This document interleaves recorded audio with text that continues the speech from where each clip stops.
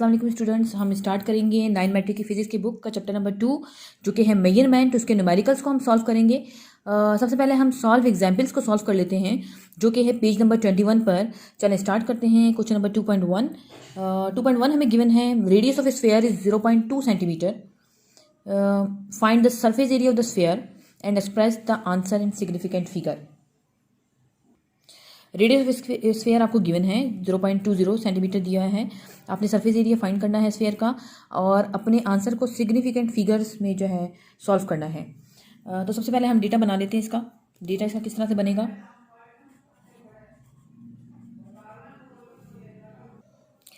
Radius of sphere हमें given है। Radius of sphere, pen change कर लेती हूँ मैं। रेडियस ऑफ स्फेयर, रेडियस को हम शो करते हैं आर से और ये हमारे पास है 0.20 सेंटीमीटर। आपके पास जो है वो पाई की वैल्यू आपको मालूम होती है। ये हमारे पास कहलाता है पाई। तो इसकी वैल्यू होती है हमारे पास 22.7, या आप इसको डिवाइड करो 22.7 को तो आपके पास आएगा 3.142। रिक्वायर्ड क्या है हमारे पास, सरफेस एरिया फाइंड करना है। तो यहाँ लिख देते हैं required surface area of sphere आपको फाइंड करना है। सरफेस एरिया ऑफ स्फेयर ये हमें मालूम करना है। फार्मूला इसका क्या होता है, फार्मूला हमारे पास है area, surface area is equal to 4 pi r square. Simply आपने वैल्यूज पुट करनी है। Area is equal to 4, pi की वैल्यू आपके पास 3.142 है तो 3.142। आर जो है आपके पास कितना है 0.20 का स्क्वायर। अब देखिए आप साइंटिफिक कैलकुलेटर तो यूज़ नहीं करते तो आप सिंपल कैलकुलेटर यूज़ करेंगे। तो सिंपल करने के लिए आप क्या करोगे, 0.20 को स्क्वायर कैसे लेंगे, आप इसी नंबर को दोबारा से इसी नंबर से मल्टीप्लाई कर देंगे। तो आपने क्या किया, 0.2 को मल्टीप्लाई कर दिया 0.2 से, तो हमारे पास वैल्यू आ जाएगी 0.04। अब 0.04 को मल्टीप्लाई करेंगे 3.142 से, देन आप उसको मल्टीप्लाई कर देंगे 4 से, तो आपके पास जो है वो एरिया फाइंड हो जाएगा या सरफेस एरिया आपके पास फाइंड हो जाएगा। तो आपने 0.04 को मल्टीप्लाई किया 3.142 से और इसको मल्टीप्लाई कर दिया 4 से, तो आपके पास वैल्यू आ गई ए इज़ इक्वल टू 0.50272। आपने सिग्निफिकेंट फिगर में अपने आंसर को एक्सप्रेस करना है। तो हमने देखना है कि लीस्ट सिग्निफिकेंट फिगर कौन सा है। आपके पास इसमें 1 2 3 4 डिजिट है, ये लीस्ट तो नहीं है। लीस्ट आपके पास ये है, इसमें कितने सिग्निफिकेंट है 1 2। तो आप अपने आंसर को 2 तक जो है वो लिखेंगे। ए इज़ इक्वल टू 0.50, तो इसमें कितने सिग्निफिकेंट फिगर आ गए 2। अब इसका हम यूनिट भी लिख देंगे। यूनिट क्या होगा हमारे पास, सेंटीमीटर में हमने इसको लिया है रेडियस को, तो ये हमारे पास हो जाएगा सेंटीमीटर स्क्वायर। यहाँ इसका रिजल्ट लिख देते हैं। Surface area of the sphere is 0.50 centimetre square, ये इसका रिजल्ट है। चलिए स्टार्ट करते हैं क्वेश्चन नंबर 2। क्वेश्चन नंबर 2 हमें गिवन है find the volume of a rectangular box, dimension are given below. Length of box आपको दे दिया है। ब्रेथ ऑफ द बॉक्स आपको गिवन है 1.5 centimetre. Height of the box भी आपके पास 1 सेंटीमीटर है। आपने वॉल्यूम फाइंड करना है। आपने डेटा बनाना है। लेंथ ऑफ द बॉक्स आपके पास एल है वो 2.00 सेंटीमीटर है। ब्रेथ आपके पास बी 1.5 सेंटीमीटर है। हाइट 1 सेंटीमीटर है। आपने क्या रिक्वायर्ड है, वॉल्यूम फाइंड करना है अपने सेंटीमीटर क्यूब में, क्योंकि सेंटीमीटर में आंसर आपको गिवन है। लेंथ ब्रेथ और हाइट जो है वो सेंटीमीटर में दिया हुआ है, तो आपको वॉल्यूम भी सेंटीमीटर क्यूब में फाइंड करना है। आप क्या लगाएंगे, फार्मूला लगाएंगे। वॉल्यूम का फार्मूला क्या है, V is equal to length into breadth into height. Simply आपने वैल्यूज पुट करनी है।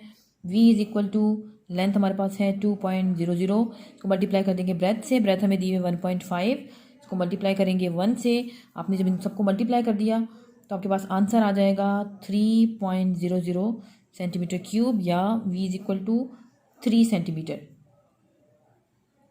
क्यूब। तो रिजल्ट हमारे पास क्या होगा, volume of a rectangular box is 3 centimetre cube. चलिए क्वेश्चन नंबर 2.3 स्टार्ट करते हैं। क्वेश्चन नंबर 3 है steel rod has a diameter of 2.52 centimetre, express its diameter in millimetre and metre. आपको डायमीटर दिया हुआ है एक स्टील रोड का 2.52 सेंटीमीटर। इस डायमीटर को आपने चेंज करना है मिलीमीटर में और मीटर में चेंज करना है। सबसे पहले हम डेटा बना लेते हैं।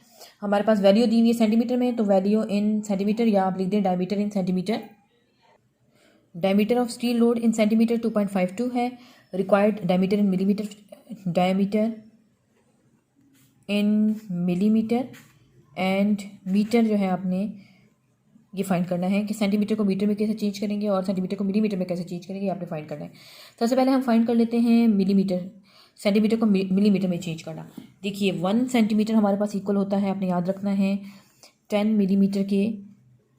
2 सेंटीमीटर किसके इक्वल होगा, 2 मल्टीप्लाई बाय 10। 3 किसके इक्वल होगा, 3 मल्टीप्लाई बाय 10। लेकिन क्वेश्चन में आपको जो है वो 2.52 सेंटीमीटर पूछा हुआ है कि 2.52 सेंटीमीटर कितने मिलीमीटर के इक्वल होगा। तो आप क्या करेंगे, 2.52 सेंटीमीटर जो है वो कितने मिलीमीटर के इक्वल होगा। आपने क्या करना है, 10 को आप मल्टीप्लाई कर देंगे 2.52 से, तो आपके पास आ जाएगा 25.2 मिलीमीटर। मल्टीप्लाई करना है। सेकंड आपने मीटर में चेंज करना है सेंटीमीटर को, तो आप कैसे चेंज करेंगे, 1 सेंटीमीटर जो है वो इक्वल होता है किसके, 0.01 मीटर के। 2 किसके इक्वल होगा, आप 1 को मल्टीप्लाई कर दोगे, 2 को मल्टीप्लाई कर दोगे 0.01 से।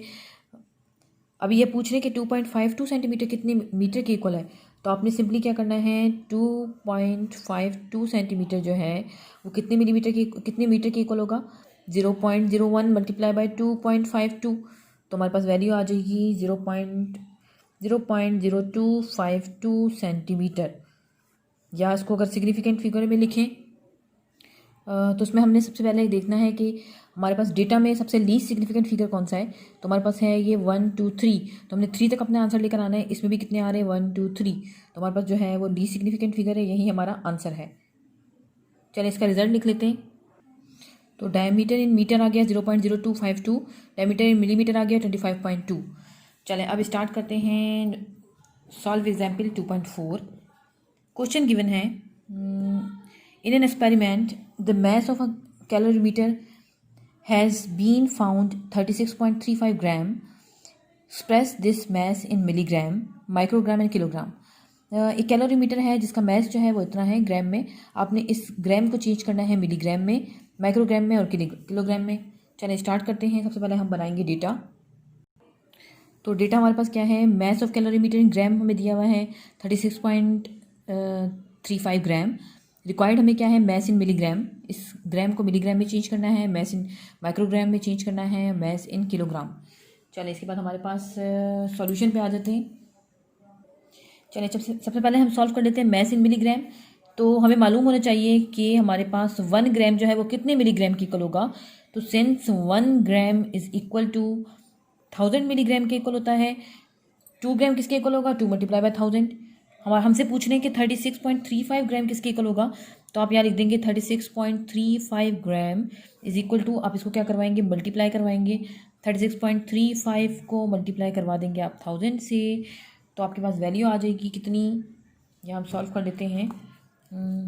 36.35 मल्टीप्लाई बाय 1000, तो ये आ गया 36350, 36350। किस में हमने फाइंड किया है, मिलीग्राम में फाइंड किया है, तो यूनिट लिख देंगे मिलीग्राम।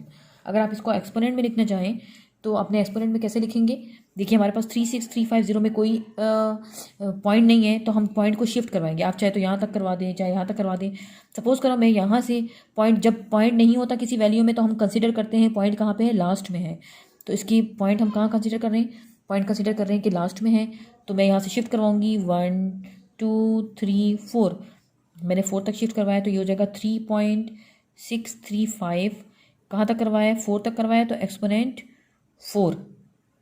अब देखिए जब आप सीधे हाथ से उल्टे हाथ की तरफ जाएंगे तो आपके पास वैल्यू आ जाएगी पॉजिटिव में, और अगर आप उल्टे हाथ से सीधे की तरफ जा रहे हैं तो आपके पास वैल्यू आएगी नेगेटिव में। तो आपने सीधे से उल्टे की तरफ पॉइंट को शिफ्ट करवाया तो +4 आएगा, और किस में आएगा, मिलीग्राम में। अब आप फाइंड करेंगे मैस इन माइक्रोग्राम। मैस इन माइक्रोग्राम में क्या होगा, हमें मालूम है कि 1 ग्राम जो है वो इक्वल होता है किसके, 1 2 3 4 5 6, एक के साथ 6 0। ठीक है जी। इसको एक्सपोनेंट में लिखना चाहो तो अगेन इसमें पॉइंट नहीं लगा हुआ, तो क्या करेंगे, हम इसको शिफ्ट करवा देंगे पॉइंट को। आप चाहे तो ना भी करवाएं, कोई फ़र्क नहीं पड़ेगा। तो मैंने पॉइंट को शिफ्ट करवा दिया 1 2 3 4 5 6, तो हम ये लिखें तो 1 एक्सपोनेंट 6, सीधे से उल्टे हाथ की तरफ करवाए तो हो जाएगा +6, तो ये हो गया +6, ठीक है। अब हमने 1 ग्राम जो है वो 1 एक्सपोनेंट 6 के इक्वल है या 1 के साथ 6 जीरो के इक्वल है, तो 36.35 ग्राम किसकी ग्राम जो है वो कितने माइक्रोग्राम के इक्वल होगा। तो हम लिखेंगे 36.35 ग्राम इज इक्वल टू, आप मल्टीप्लाई करवा देंगे किसको, 36.35 को मल्टीप्लाई करवाएंगे जो एक्सपोनेंट है। आप 1 लिखें या ना लिखें, अगर यहाँ 2 होता 3 होता या कोई दूसरा बड़ा नंबर होता तो आपने लिखना है 1। जब हम नहीं लिखते तो हमें मालूम होता है कि 1 है, तो उससे कोई फ़र्क नहीं पड़ेगा। तो मैंने एक्सपोनेंट 6 से जब मैंने मल्टीप्लाई करवाया तो मेरे पास वैल्यू आ जाएगी कितनी, 3.635 एक्सपोनेंट 7, और यूनिट लिख देंगे इसका माइक्रोग्राम। अब हमने मैथ इन किलोग्राम करवाना है, तो किलोग्राम के लिए हम क्या करेंगे, हमें मालूम है कि 1 ग्राम जो है वो इक्वल होता है किसके, एक्सपोनेंट -3 किलोग्राम के, ठीक है। तो हमने क्या करना है, 36.35 ग्राम जो है वो कितने किलोग्राम के इक्वल होगा। तो आपने क्या करना है, इसको मल्टीप्लाई करवा देंगे किससे, एक्सपोनेंट -3 से। तो 36.35 मल्टीप्लाई बाय एक्सपोनेंट -3, इसको जो मैंने से मल्टीप्लाई करवाया तो ये मेरे पास वैल्यू आ गई 36.35। साइंटिफिक कैलकुलेटर तो हम यूज़ नहीं करते, तो आपने जस्ट इसके साथ ही लिख देना है एक्सपोनेंट -3, या अगर आप उसको और सिंप्लीफाई करना चाहते हैं तो हमारे पास वैल्यू हो जाएगी कितनी। और देखिए हमारे पास जो एक्सपोनेंट 3 है उसका मीनिंग है कि 1 के साथ 1 के आगे कितने ज़ीरो हैं, 2 ज़ीरो हैं, तो 0.001, मतलब ये इस तरह से लिखा हुआ है। अगर मैं इसको इस वैल्यू को मैं शिफ्ट करवा दूँ तो ये हो जाएगा 1 2 3 1 एक्सपोनेंट -3। तो मैं अगर इसको खोल के लिखूँ तो इसका मतलब क्या है, 0.001 मतलब है इसका। तो अगर आप 36.35 को मल्टीप्लाई करवाएंगे 0.001 से तो आपके पास वैल्यू क्या आ जाएगी। अगर आप और सिंपल फॉर्म में लिखना चाहते हैं तो आपके पास क्या वैल्यू आ जाएगी, 36.35 मल्टीप्लाई बाय 0.001, तो ये आपके पास आ जाएगी 0.03635। आपने किस में फाइंड किया है, आपने फाइंड किया किलोग्राम में, तो आगे आप लिख देंगे किलोग्राम। तो यहाँ तक हमारे बुक के जो चैप्टर नंबर 2 के न्यूमेरिकल थे, जो सॉल्व एग्जाम्पल थी वो कंप्लीट हुई। अब हम बुक के जो न्यूमेरिकल हैं जो चैप्टर के एंड में दिए होते हैं, जैसे कि हमारी ये बुक है,